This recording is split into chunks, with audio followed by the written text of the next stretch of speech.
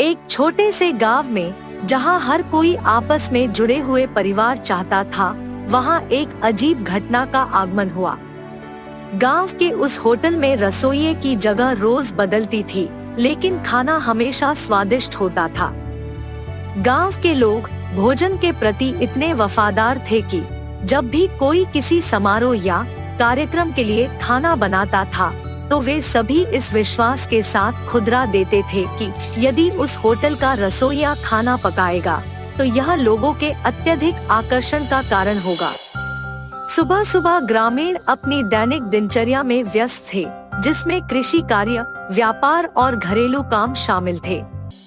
एक छोटे से होटल का भी अपना महत्वपूर्ण स्थान था, जो गांव के सभी लोगों के लिए बहुत महत्व रखता था। ग्रामीणों में भोजन के प्रति बहुत सम्मान था और वे होटल के रसोइये पर उतना ही भरोसा करते थे जितना अपनी मां पर करते थे। बावर्ची हमेशा नए और खास तरीके से खाना पकाने की कोशिश करते थे और वह हमेशा स्वादिष्ट और लाजवाब खाना बनाते थे। गांव के लोग उनके खाने के इतने दीवाने थे कि किसी भी महत्वपूर्ण कार्यक्रम के लिए वे इसे ही चुनते थे। एक दिन सुबह गांव में एक महत्वपूर्ण सभा का आयोजन किया गया, जिसमें विभिन्न गांवों से लोग भाग लेने आए। सभा के आयोजन के लिए रसोइये को भी चुना गया। बैठक की दिनचर्या योजना से भरी थी और बैठक में आए लोग रसोइया द्वारा बनाए गए भोजन का स्वाद लेने के लिए उत्सुक थे। सभा शुरू हो गई और लोग भोजन का आनंद लेने लगे। भोजन की मिठास, विविधता और विशिष्टता ने सभी को आकर्षित किया और वे सभी खुश थे कि वे बावर्ची के भोजन का स्वाद ले रहे थे। लेकिन यह सब कुछ एक अद्वितीय चीज के पीछे छिपी हुई थी। बावर्ची का असली नाम नहीं था, बल्कि वह एक बुद्धिमान बंदर था जो मानव बुनाई के कपड़ों में विद्यमान था। वह बंदर बहुत ही बुद्धिमान और आलसी था। उसे लगता था कि मनुष्यों के खाने में सिर्फ वही आसक्त हो सकता है जो स्वादिष्ट हो। इसी विचार से उसने मानव बुनाई के कपड़ों में बदलकर खुद को होटल के बावर्ची के रूप में दिखाने का निर्णय लिया। बंदर ने अपनी चालाकियों से नए नए खाने बनाने की कोशिश की और वह हमेशा से देखता रहा कि उसके बनाए गए खाने से लोग मनोरंजन करें और उसके परिवार की तरह सहयोग करें। दिन रात की मेहनत के बाद उसकी चालाकियां कामयाब हो गई और उसकी खाने की विशेषता ने गांव के लोगों का दिल जीत लिया। उसके खाने से सभी अत्यधिक प्रसन्न थे और उसे सभी की सराहना मिल रही थी। लेकिन किसी को नहीं पता था कि रसोइये के पीछे एक बंदर का हाथ है। इस अद्भुत योजना के पीछे बंदर की एक विशेष वजह थी। परिवार के अपार स्नेह के बावजूद उनका परिवार उनके साथ नहीं था। बंदर के पारिवारिक पिता की एक दिन गांव वालों ने हत्या कर दी, क्योंकि उसने किसी कारण से गांव के एक बच्चे की जान बचाने की कोशिश की थी। बंदर को गांव के लोगों द्वारा दिखाए गए स्नेह के बारे में तब पता चला जब वह अपने परिवार की मृत्यु का दुहक मना रहा था।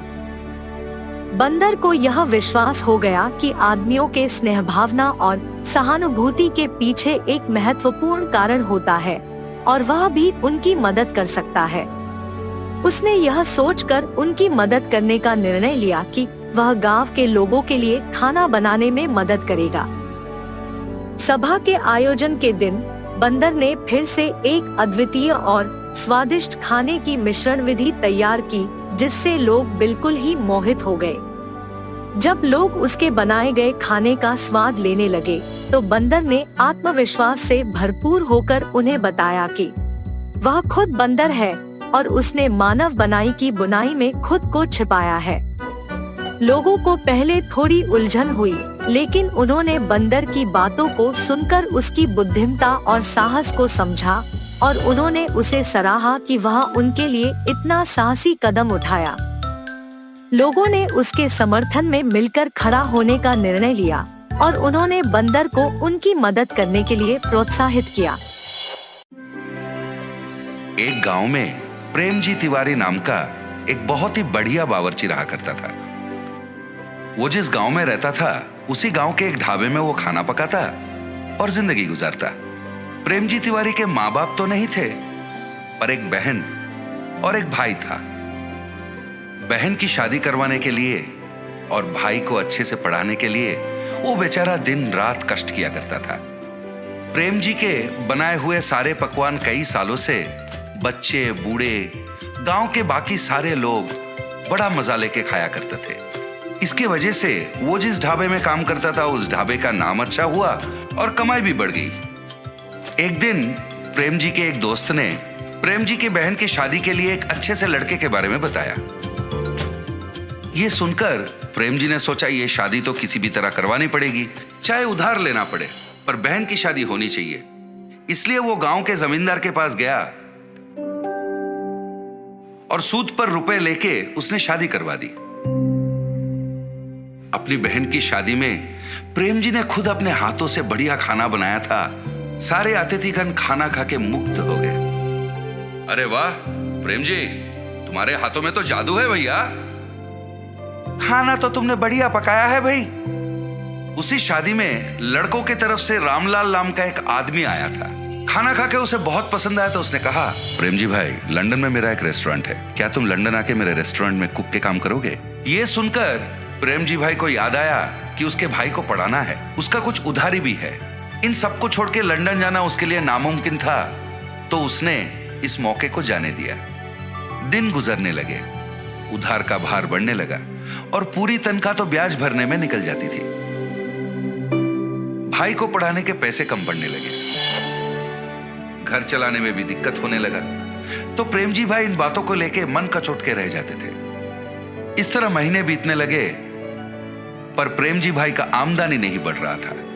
फिर एक दिन प्रेम जी भाई उदास बैठ के उपाय के बारे में सोच रहे थे। उसे लंदन से आए हुए रामलाल के बातें याद आए। अरे उसने तो मुझे रेस्टोरेंट में काम करने का मौका दिया था, ये बात मैं कैसे भूल गया। ये सोचकर वो रामलाल से मिलने चला। अरे प्रेम जी, आप इस तरफ? आपने तो उस दिन कहा था ना कि लंदन में आपके रेस्टोरेंट में कुक की नौकरी मुझे देने को तैयार है। अभी भी क्या वो नौकरी मुझे देंगे? अरे वाह, बढ़िया है, आखिर आपने मेरी बात मान ही ली। जरूर मौका मिलेगा। मैं एक हफ्ते में वहां जा रहा हूं। मेरा बेटा आपके लंदन आने तक के सारे इंतजाम खुद देखेगा, ठीक है?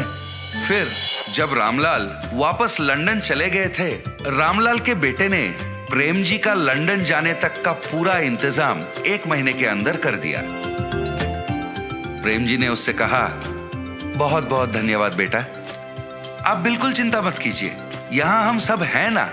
आप आराम से लंदन जाइए, वहां अच्छे से पैसे कमाइए और अपनी पूरी उधारी चुका लीजिए। अपने भाई को अच्छे से पढ़ाइए। अगले 10 दिन में लंदन जाने की आपकी फ्लाइट है। इस तरह उसने प्रेम जी को समझाया और उसे लंदन भेज दिया। प्रेम जी लंदन में स्थित रामलाल के इंडियन रेस्टोरेंट में अपना रसोइये का काम शुरू कर दिया। उसके खाना पकाने के तरीके, सब्जियों को काटने के तरीके, खाने को प्लेटिंग के वक्त गार्निश करने के तरीके, और सबसे बढ़िया बात यह थी, जब उसका खाना पकता था पूरा रेस्टोरेंट खुशबूदार हो जाता। वो मन लगा के लजीज खाने बनाता रहा और कस्टमर खुश होते रहे। खाने से खुश होकर लोग उसे काफी पैसे टिप में देते थे। इससे प्रेम जी खुश होकर और बढ़िया पकवान बनाने लगा। इधर महीने का तनख्वाह मिलता था और टिप की ऊपरी पैसे होने के कारण उसका आमदनी बढ़ गया, और जितने भी पैसे वो कमाता था पूरे पैसे वो इंडिया भेज देता। फिर रामलाल के बेटे से बात करता और उनसे कहता कि उन पैसों से उसकी उधारी चुका दे और उसके भाई को बढ़िया सा कॉलेज वगैरह में भर्ती करके पढ़ाए।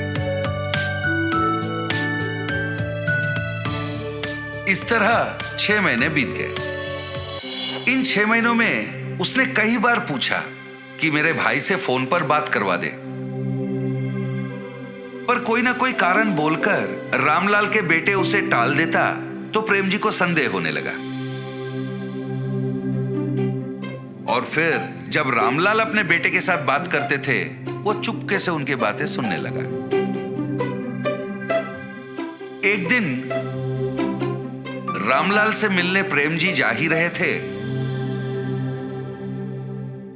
उसने देखा रामलाल बहुत गुस्से में किसी से फोन पर बात कर रहा है, तो वो छिप के सुनने लगा।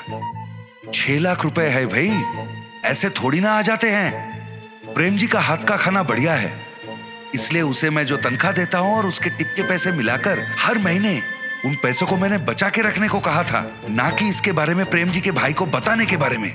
कोई ना कोई उपाय निकाल और मुझे वापस फोन कर।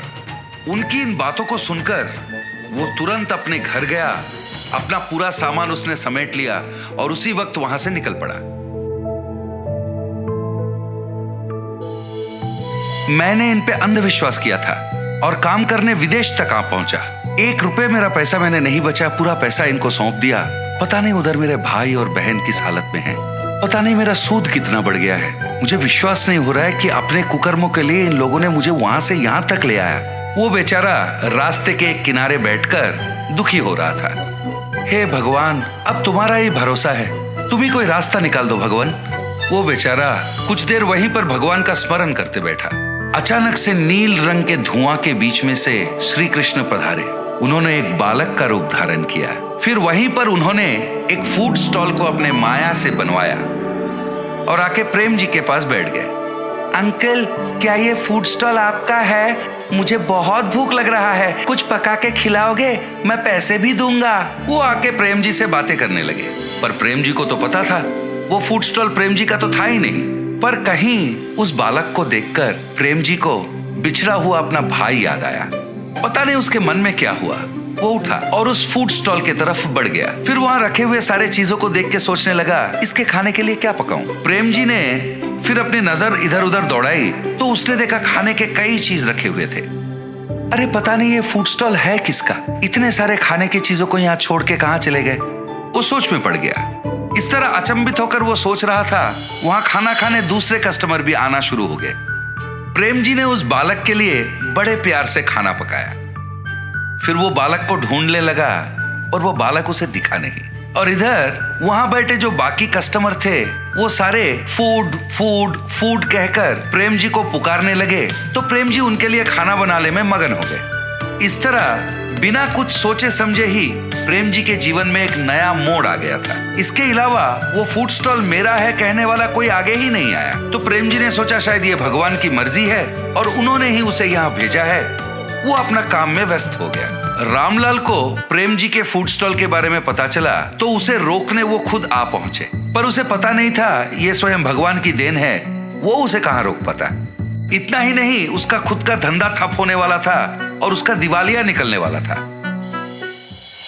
फिर प्रेम जी ने अपने कमाए हुए पैसों को जमा किया और एक विदेशी के सहायता से उसने अपने भाई को लंदन बुला लिया। वो अपने भाई को लंदन में पढ़ाने लगा, अपनी उधारी भी चुका दी और फिर अपनी जिंदगी को वो आराम से खाना पकाते हुए जीने लगा। प्रेम जी अगर रामलाल और उसके बेटे की बातें नहीं सुनता, पार्क में उस बालक की बात मानकर अगर वो फूड स्टॉल में नहीं जाता, तो शायद आज वो अपने भाई बहन के साथ इतनी खुशी खुशी जिंदगी नहीं बिता सकता। विष्णुपुर नामक एक गांव में वीरेश और गृहा नामक 2 अच्छे दोस्त अपने परिवार के साथ रहते थे।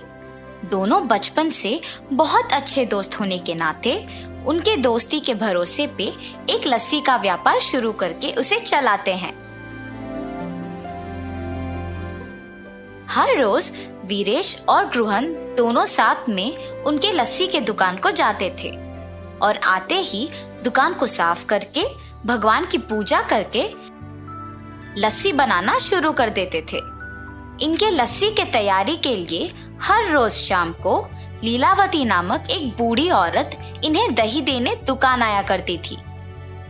और बेटा, व्यापार कैसे चल रहा है? बहुत अच्छा चल रहा है दादी।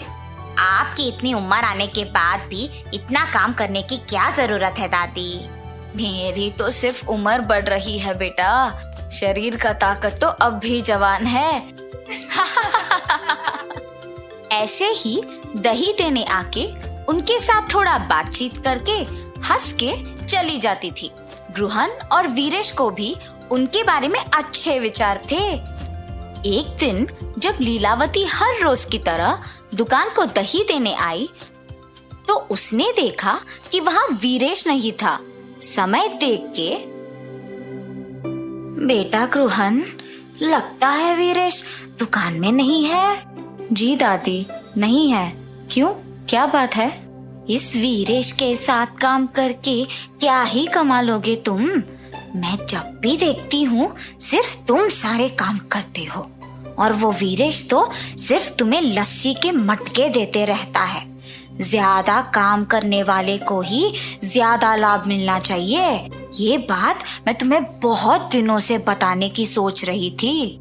नहीं दादी, आपको जरूर कुछ गलतफहमी हो गई है। मुझे तो वीरेश ने ही लस्सी बनाना सिखाया। उसके काम ना करने का सवाल ही नहीं उठता। आप दुकान आते तो हैं, पर 10 मिनट से ज्यादा कभी नहीं रहती है। इसीलिए आप वीरेश के वास्तविकता से अनजान हैं।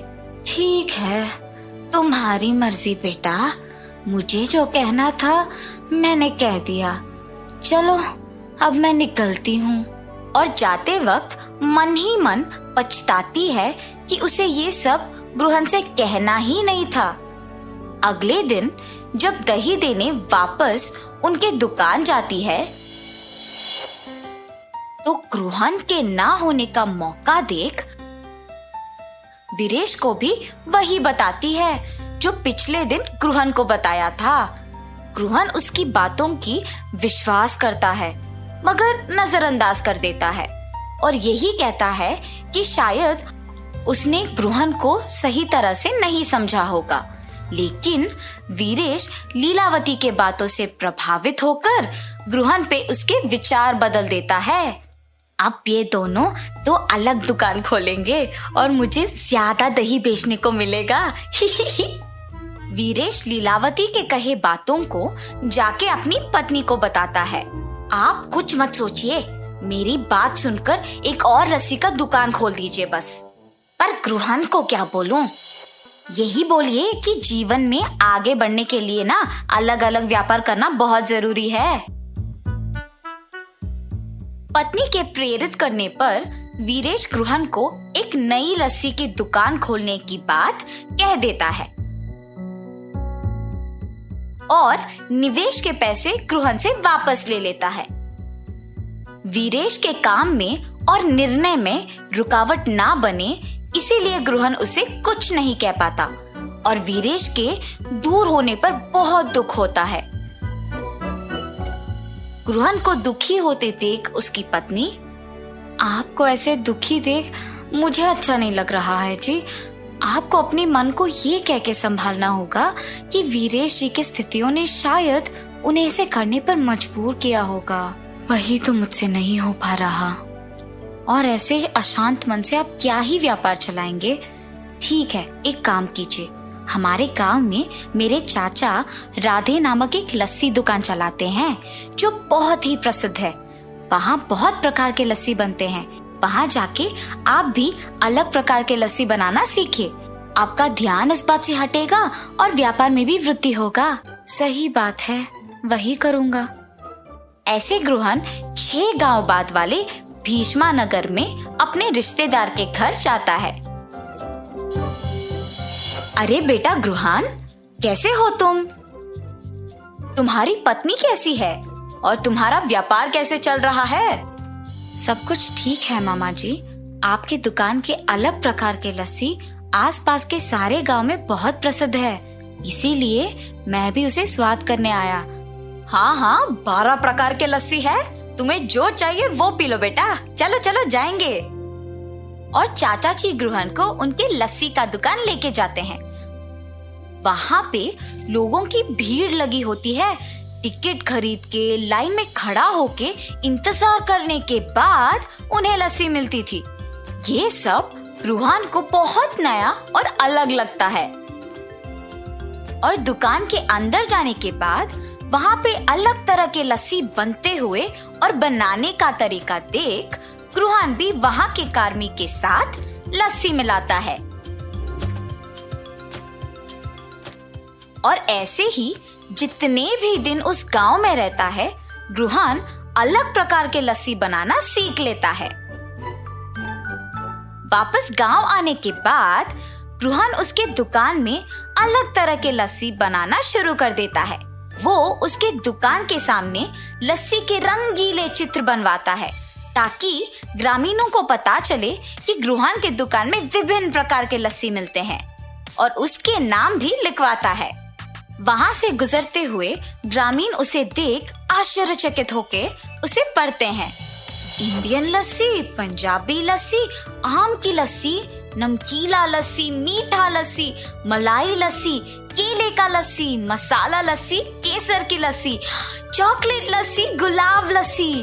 ऐसे नए नाम और रंगीले चित्र देख गांव वाले भी उन नए तरह के लस्सियों को स्वाद करने आते हैं। ग्रुहन, कुछ विशेष बात है? इतने प्रकार के लस्सी, जरा मसाला लस्सी देना। और ऐसे मसाला लस्सी पी लेता है। अरे वाह, बहुत ही स्वादिष्ट है ग्रुहन, जरा एक और देना। ऐसे बहुत लोग ग्रुहन के दुकान पे उपलब्ध उन लस्सियों के प्रशंसक बन जाते हैं और ग्रुहन को अच्छा आमदनी भी मिलता है। गांव में लस्सी वाला तो सिर्फ ग्रुहन को ही मानते थे, मगर दूसरी तरफ वीरेश के द्वारा निर्मित लस्सी का दुकान ग्रुहन के अलग तरह के लस्सियों की तुलना में फीकी पड़ गई थी और उसे कोई आमदनी नहीं मिल रहा था। और ऐसे वीरेश को अपने गलती का एहसास होता है और वो वापस ग्रुहन को जाके पूछता है, क्या हम वापस साथ में व्यापार कर सकते हैं? और ग्रुहन बिना कुछ सोचे पूछे खुशी खुशी हाँ कर देता है। उसी समय लीलावती वहाँ दही देने आती है। ये क्या है ग्रुहन, तुम्हारे दुकान में वीरेश है? जिस व्यापार के लिए तुम्हें छोड़ दिया था, इसे तो वहाँ होना चाहिए ना। ये दुकान सिर्फ मेरा नहीं बल्कि वीरेश का भी है। तुम्हारे बातों से प्रभावित होके मैंने अपने बचपन के दोस्त को दुख पहुंचाया। अगर अगली बार मुझे पता लगा कि तुम ऐसे काम कर रही हो तो तुम्हारी उम्र की भी इज्जत नहीं करूंगा। वीरेश के बातें सुन के लीलावती डर के मारे वहां से चली जाती है और ग्रुहन वीरेश की बातों पे हंसता है। ऐसे वो बिछड़े हुए दोस्त वापस मिल जाते हैं और खुशी से अपना व्यापार चलाते हैं। इस कहानी का नैतिक क्या है बच्चों? दोस्ती में ये जरूरी नहीं होता है कि कितने साल से एक दूसरे को जानते हैं, मगर ये जरूरी होता है कि कितनी गहराई से एक दूसरे को पहचानते हैं और भरोसा करते हैं।